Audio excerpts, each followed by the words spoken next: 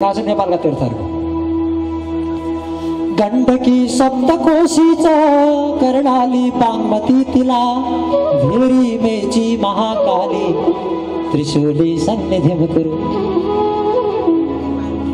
नुहाउन लागेको जलमा यी पवित्र नदीहरू प्रवेश गरून् भनेको। अनि तीर्थहरूको जल लगेर उनीहरूले राधा कुण्ड बनाए। त्यहाँ पाउ राख्नुहुन्न, त्यहाँ भित्र बाहिरबाट आचमन गर्ने ढोग्न पर्छ भनेर केही मान्छेले पाउ पनि राख्दैन। वत्सासुरको भगवानले नाश गर्नुभयो, संहार गर्नुभयो। त्यसपछि भगवान कृष्णले एक दिन सखाहरूलाई भन्नुभयो, भाइ हो वर्षभरि अरू काम गर्ने, अरूमा व्यस्त भएको मान्छेले कहिले कहिले यसो रमाइलो गर्ने, घुम्ने, पिकनिक जाने, वनभोज गर्ने गर्न पर्छ भन्नुभयो। पिकनिक जाने भन्ने साथीहरूले सोध्यो, वनभोज गर्ने अनि हामीलाई त पकाउने आउँदैन, हामी त साना साना छौँ, अनि कसरी पिकनिक गर्ने भन्दा मैले एउटा नयाँ आइडिया बताउँछु। आइडिया के भने घर घरमा हामीले पहिला खानेकुराका 400-500 एउटा परिकारको लिस्ट लेखौँ, 400-500 व्यञ्जनहरूको अलग अलग नाम लेखौँ। अमिलो मोही रहेछ। अरू सबैले आफ्ना आफ्ना बडा प्रेमले खानेकुरा निकाले, मधुमङ्गलले केही निकालेन। मेरो सखा मधुमङ्गल के ल्याएको छ तिमीले भगवानले सोध्नुभयो। मधुमङ्गलले लुकाए। त्यही बेलामा भगवानले भन्नुहुन्छ, मधुमङ्गल मलाई थाहा छ तिमीले ल्याएको चिज मलाई ल्याऊ, त्यो एकदमै अमिलो मोही, अरूलाई नखाउने, मैले मात्रै खाइदिन्छु, यिनीहरूलाई यो हानि गर्ला, बिसन्चो होला। त्यसपछि भगवानले मधुमङ्गलले ल्याएको त्यो अमिलो मोही एक्लै खाइदिनु भयो। अनि श्रीरामले दही भात मिलाएर आफ्नो हातले कृष्णलाई खुवाउँदै थिए, कृष्णले हातमा पनि लिए। अनि जुठो दुईटै हात खाँदाखेरि खाने तरिका छ है, हजुरहरूलाई आज खाने तरिका नि बताउँछु। यो बायाँ हातले खानेकुरा, पाकिसकेको खानेकुरालाई बायाँ हातले छुन हुँदैन। पाकिसकेर पस्किएको खानेकुरालाई बायाँ हातले खाने बेलामा छुन हुँदैन। यो हातलाई त टपक्क राख्ने। यसले यतिसम्म गर्न सकिन्छ, गिलासलाई लिएर अलगको माथिबाट खाने हो भने खान सकिन्छ, जुठो गरेर गिलास पनि खान मिल्दैन बायाँ हातले। हामीले दिशा पिसाब सफा गर्दा पनि बायाँ हातले सफा गर्छौँ होइन। नुहाउँदा पनि नियम लेखेको छ शास्त्रमा, कम्मरबाट तलतिर मिच्न पर्यो शरीर भने बायाँ हातले मिच, कम्मरबाट माथि मिच्न पर्यो भने दायाँ हातले मिच भनेर लेखेको छ शास्त्रमा। त्यस्तो छ।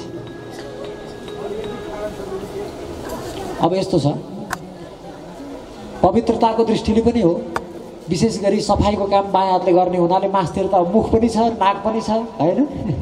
एकदम वैज्ञानिक छ हो त। अब जो लेफ्ट ह्यान्डेड छन् उनीहरूलाई समस्या हुन्छ, तर कमसेकम लेख्ने गर्ने, अर्थको काम गर्ने गरे पनि खाने बेलामा चाहिँ दायाँ हातले खाने हाम्रो शास्त्र सम्मत कुरा हो। कसैको हात छैन भने अपवाद भयो नि त, तिनीहरूका लागि यो नियम होइन। भगवान कृष्णले आफैले दही भात खाँदै हुनुहुन्थ्यो, आकाशबाट ब्रह्माले हेर्नुभयो। अचम्म भएछ। त्यही दिन भगवानले अगासुरको पनि संहार गरिसक्नु भएको थियो। गाई हराएछन् एकपटक, गाई हराएको त लिन सखाहरूलाई पठाएको त जो जान्छन् भित्र तिनीहरू जम्मै बेहोस हुँदो रहेछन्। अन्तमा कृष्ण आफै खोज्दै जानुभयो। जाँदाखेरि त गिलो गिलो तातो तातो गुफा, त्यो के रहेछ भने सर्प विशाल, अघासुर नाम गरेको सर्प विशाल गुफा जत्रो मुख बनाएर बस्याएर चाहिँ जम्मै अन्तिममा भित्र पसेपछि कृष्ण गएपछि निल्छु, मैले मुख बन्द गर्छु भनेको थियो। कृष्णभित्र पस्नुभयो, चिन्नुभयो। त्यसपछि आफ्नो शरीरलाई विशाल फैलाएर गरिमा सिद्धिले गरुङ्गो हुने, महिमा सिद्धिले फैलिने सिद्धिबाट विशाल हुनुभयो। अनि त्यो अघासुरलाई उसको श्वासै रोकेर भगवानले प्राणान्त गरिदिनु भयो, अघासुर नाश गर्नुभयो। वास्तवमा अघ भनेको पाप हो। भगवानले आफ्नो भक्तलाई पापबाट बचाउनुहुन्छ, रक्षा गर्नुहुन्छ। अघासुर मारिसक्नु भएको छ। यता आएर भक्तहरू आफ्ना सखाहरूसँग बसेर भात खाँदै हुनुहुन्थ्यो, दही भात। आकाशबाट ब्रह्माले हेरे। ब्रह्मले के गरेका छ भनेर, ब्रह्म हुने नि हामी स्तुति गर्न गएको गर्भमा हुँदा के गरेका छन् भनेर हेरेको त ती भगवानले त दही भात, जुठो भात खाएका रहेछन् बसेर। यो त होइन होला कृष्ण, यो त भगवान होइन होला भनेर परीक्षा गर्न मन लागेछ। के गर्नुभएछ भने उता चरिरहेका गाईलाई एकतिर हरण गरेर गुफामा राखिदिनु भएछ, अर्कोतिर गएका सखाहरू जति गाई लिन भनेर खोज्न भनेर गएका सखाहरूलाई फेरि अर्कोतिर लगेर गुफामा लगेर थुनिदिनु भएछ। हेर्दाखेरि त लास्टमा त कोही पनि छैन, एउटा बलदाउजी एउटा आफू। घर फर्किने बेला भयो, गाई पनि छैनन्, सखाहरू पनि छैनन्। ए ब्रह्माको कर्तुत, ठिक छ ल, म गर्छु यो काम। त्यसपछि प्रत्येक सखा आफै बन्नुभयो, प्रत्येक गाई बाछा सबै आफै बन्नुभयो। सखा मात्र होइन, कपडा पनि बन्नुभयो। उनीहरूले जे जे भाँडाकुँडा लिएर आएको थियो ती जम्मै आफै बन्नुभयो। सबै थोक कृष्ण एक्लै आफ्नै बन्नुभयो। त्यसपछि मेरो भगवान 1 वर्षसम्म लीला गर्नुभयो। कतिसम्म? ब्रह्माले 1 वर्षसम्म योग बलले गाई लाएर बाछा ती सखाहरूलाई लुकाएर राखिदिनु भयो। त्यसपछि यता के भयो? वृन्दावनमा त प्रेमको नियम उल्टो भएछ। गाईहरूको पनि प्रेमको नियम उल्टो भएछ। के उल्टो भन्नु होला? ब्रजवासीले सबैभन्दा बढी प्रेम कसलाई गर्थे? सबैले भन्नुहोस् त, कसलाई गर्थे? कृष्णलाई। सबैले कसलाई गर्थे? कृष्णलाई। तर अहिले त के भयो भने आफ्ना छोरालाई पनि त्यत्तिकै माया। गाईहरू जतिले सबैभन्दा बढी माया कृष्णलाई गर्थे, अहिले त आफ्ना बाछा बाछी सबैलाई कृष्णलाई जत्तिकै माया गर्न थाले। यो दृश्य कसले देख्यो? बलरामले। के विचित्र हो!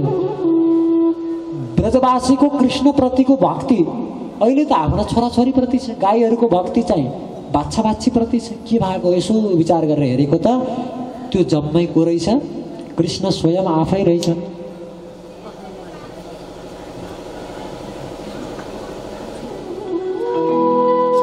हाम्रा शङ्कर बाबा अघि हामीले स्मरण गरेका थियौँ, आइसक्नुभयो त ल। श्री शङ्कर प्रसाद पाण्डे, राष्ट्रिय धर्म जागरण अभियानका केन्द्रीय संयोजक, नेपाल महिमा एवं श्री कालीगण्डकी ज्ञान विज्ञान प्रतिष्ठानका अहिले भर्खरै एउटा ऐतिहासिक महायज्ञ सम्पन्न भयो त्यसका संयोजक, 35 वर्षदेखि नुन नखाएका चप्पल नलाएका पूर्व सांसद स्याङ्जाका। यस्तो धार्मिक व्यक्तित्व, उहाँको सम्मानमा एकपल ताली बजाउँ सबै।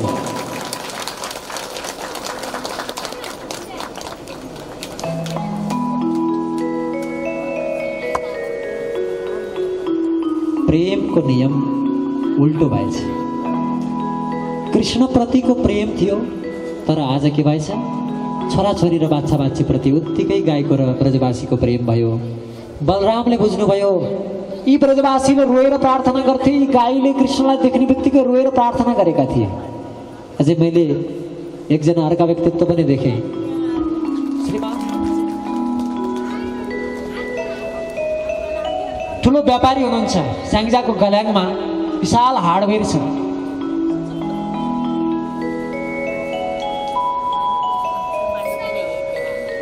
हिजो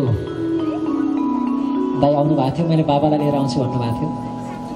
गोविन्द दादालाई पनि स्वागत छ। राजेश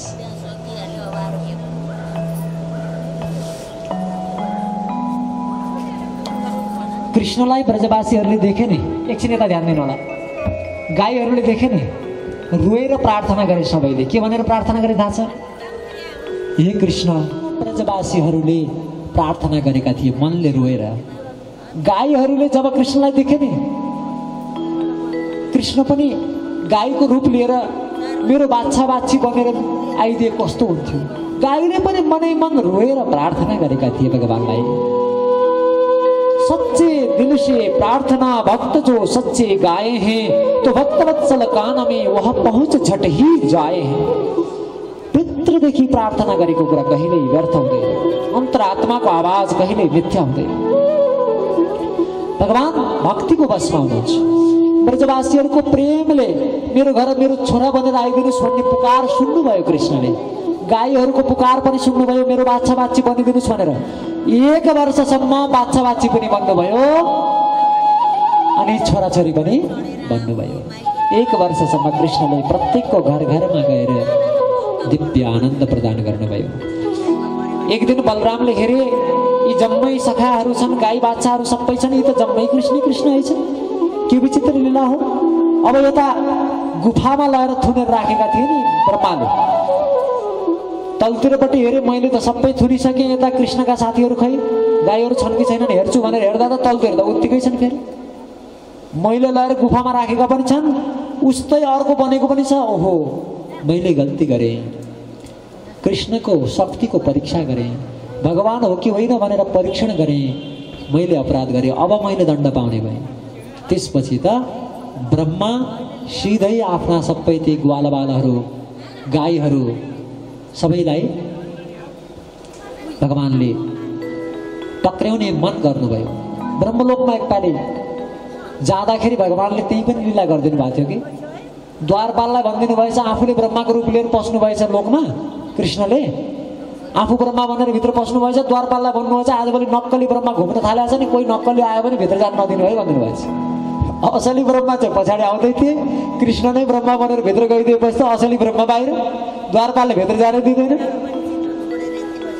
अरे भाइ म ब्रह्मा हो के नामै भन्छन्, फलाना द्वारपाल के गरे तैँले मलाई किन रोकेको भन्छन्।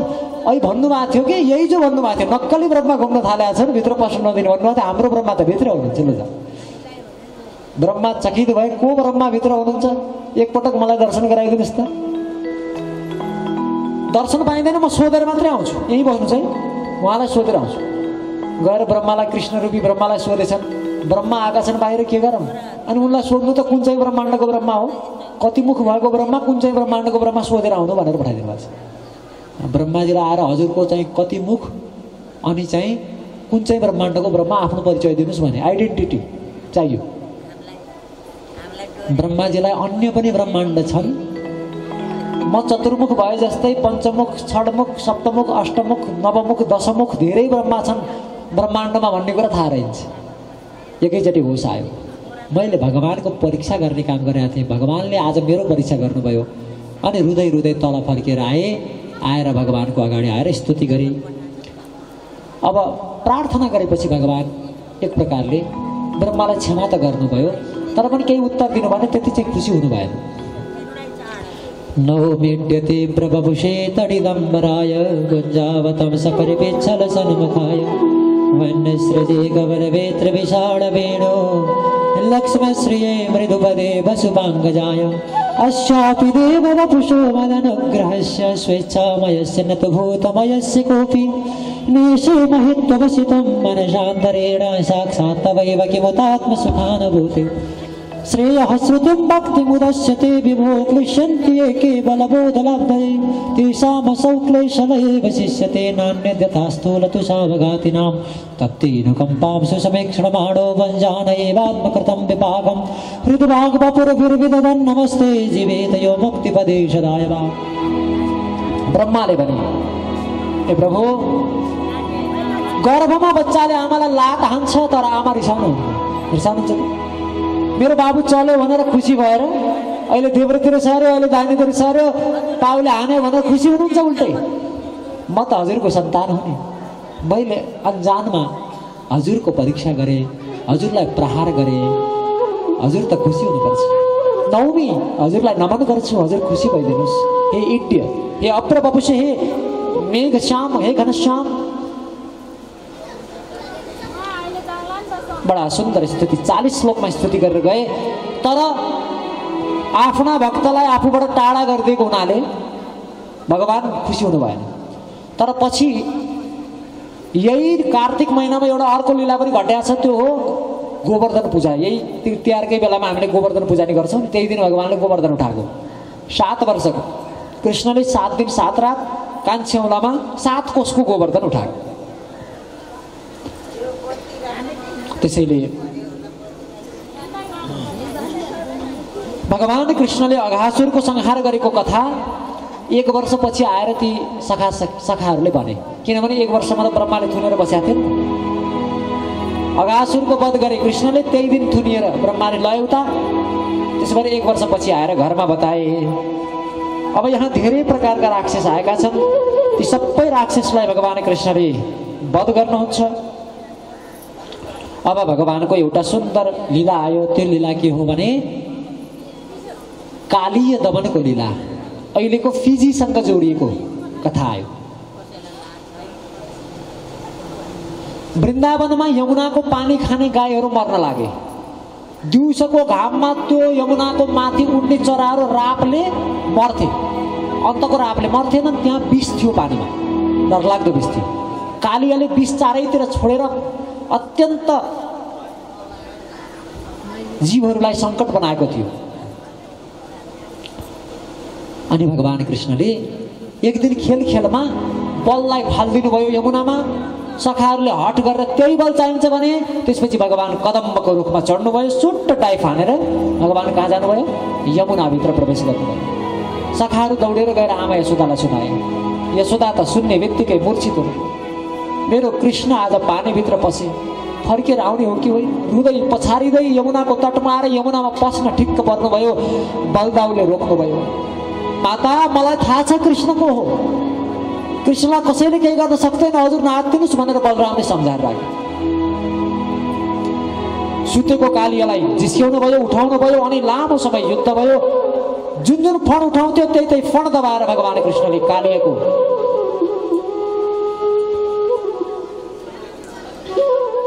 अभिमान गलाइदिनु भयो। अनि अन्तमा मार्छन् कि मेरा पतिलाई भनेर कालियाका पत्नीहरू आएर प्रार्थना गरे। त्यसपछि भगवानले छोडिदिनु भयो। ससम्मान प्रभुलाई बाहिर लगेर छोड भनेर भनेपछि उनले बोकेर कृष्णलाई, कृष्ण त्रिभङ्ग ललित भएर सुन्दर बाँसुरी बजाउँदै कालियामाथि खडा हुनुभयो। अनि माथि आउनुभयो। कालियालाई, तिमी अब यो ठाउँ छोडेर जाऊ, म त डराएर आएको नि, यहाँ त गरुडले मलाई खान्छन् भनेर, म त त्यो रमणक द्वीप फेरि फर्केर कहाँ जान्छु? होइन, अब तिम्रो शिरमा मेरो पाउ पर्यो, अब तिमीलाई गरुडले केही गर्दैनन्। यो ठाउँ त सौभरीले गरुडले कुनै पनि माछा, कुनै अरू पनि जीवजन्तुलाई खाए भने, मेरो क्षेत्रमा हिंसा भयो भने मर्नुपर्छ भन्ने श्राप दिएको हुनाले यहाँ आएर बसेका थियौ। अब शिरमा चिन्ह छ मेरो, अब गरुडले तिमीलाई केही गर्दैन, जाऊ। त्यसपछि भगवानले कालियालाई पठाइदिनु भयो। कृष्णलाई यमुनाको जलबाट सकुशल बाँसुरी बजाएर बाहिर निस्केको देखेपछि ब्रजवासीहरूको प्राण फर्केर आयो। वृन्दावनको प्राण कृष्ण थिए। त्यसैले कृष्ण हराउँदा उनीहरू मर्न तयार भएर बसेका थिए। आज भगवान गोविन्दलाई देखेर यशोदाको पनि प्राण आयो। प्रत्येकले एकैचोटि कृष्णलाई झम्टिएर आलिङ्गन गर्न खोजे। कृष्णले बुझ्नुभयो अब यो हजारौँलाई अलग अलग एकैचोटि सम्भव छैन। प्रत्येकलाई अलग अलग स्वरूपमा म गएर प्रत्येकको हृदयमा समाहित हुन्छु। अनि एकैचोटि हजारौँ रूप लिएर कृष्ण प्रत्येकको गलामा मिल्नुभयो। यो जल तत्त्व शुद्धिको लीला हो। हामीले बागमतीलाई फोहोर बनाएका छौँ, गङ्गालाई फोहोर बनाइसक्यौँ। अहिले गङ्गाको शुद्धिको अभियान इन्डियामा चलेको छ। गण्डकी आजसम्म शुद्ध छन्, तर गण्डकीलाई हामीले मुस्ताङदेखि, मनाङदेखि, म्याग्दीसम्म, बागलुङ पर्वतदेखि जताततै शुद्ध राख्नुपर्छ। कहीँ कहीँ त मैले यस्तो पाप गरेको देखेँ गण्डकीको तीरमा।